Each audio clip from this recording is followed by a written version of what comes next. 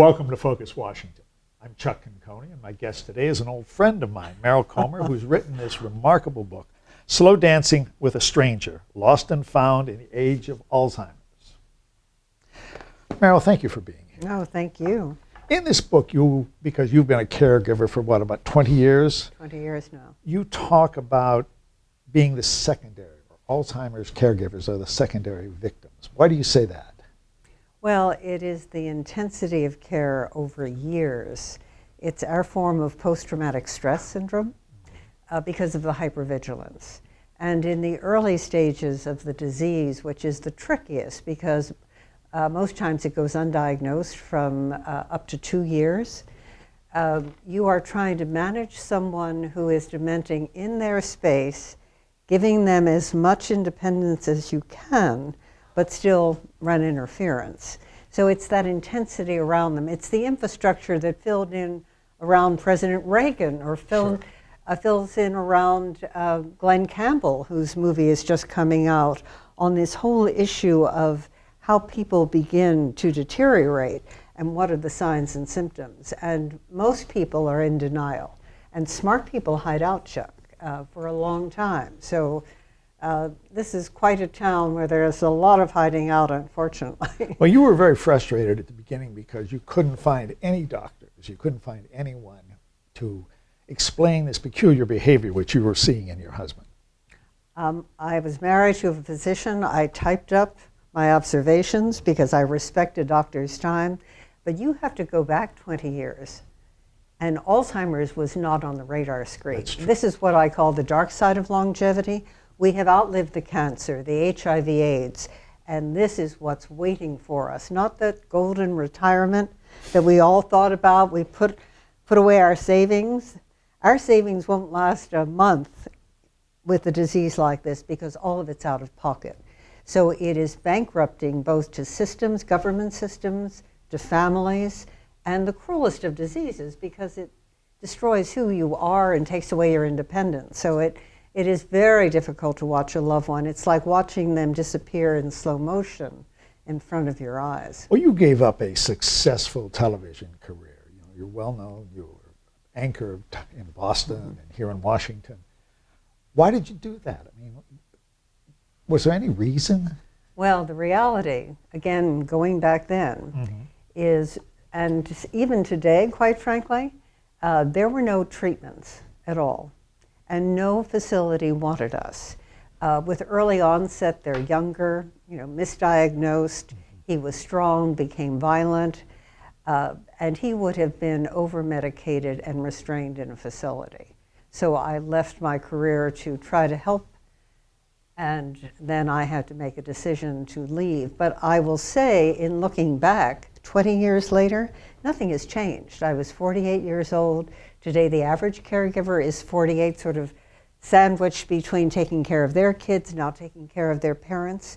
I mean, this is the first time in history that this disease has been ranked, according to the Merrill Lynch Age Wave poll that just came out, as the scariest disease beyond cancer, beyond HIV/AIDS, because our kids are watching what's happening to their parents, take care of their parents, and the alarms are going off. Well, what do you tell caregivers?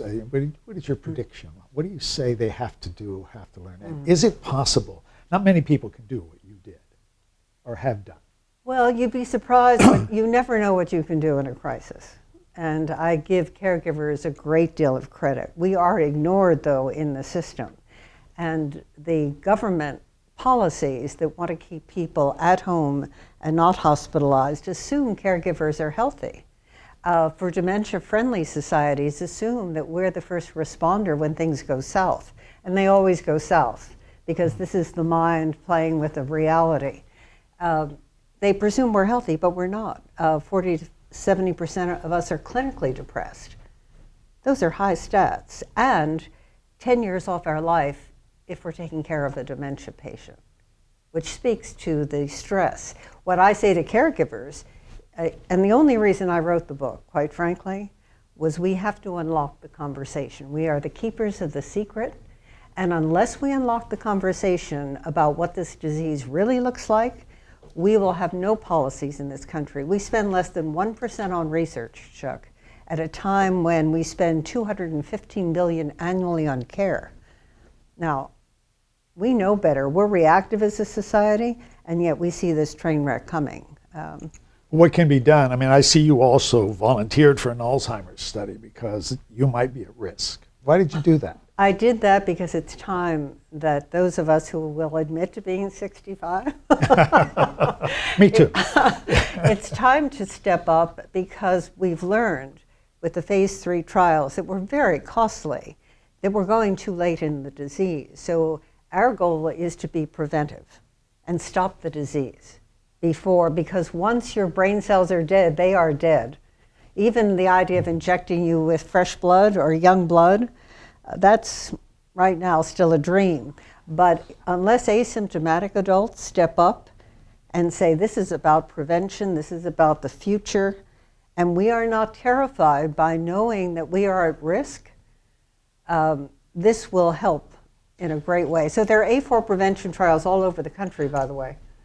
But you also say this is the curse of, or the dark side of longevity, which we're all facing. We're all living longer and happy about it, but there is that dark side. What is the future, and is there anything going on now in the research that gives you cause for optimism? We are on the tipping point, but the tipping point needs dollars to support the research. I mean, we are going at it in multiple ways. We're going younger, looking at biomarkers. That said, that all takes funding. And if you look at NIH funding, cut back 20%, we are in a crisis mode in this space at a time when boomers are turning, I guess the youngest boomer now is 50 this year.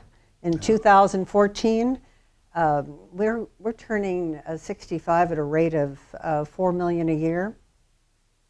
We can see it coming, and we're sitting on our hands. So in terms of what we can do, it is to have an honest conversation. This book is not about me. There are no pictures. It happens to be my story.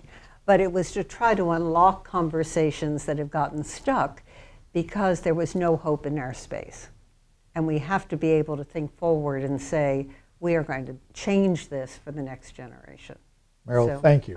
Thank you for being here today. The book, Slow Dancing with a Stranger, and like I also the title? see, I love the title. That's just, and it's also, you're president and CEO of the Jeffrey Beam Foundation, and all proceeds of this book goes to the fund, Absolutely. to Alzheimer's research. Absolutely. Thank you. Thank you for being Good to see you again. I hope we can do this again. I'm Chuck Conconi, and this has been Focus Washington.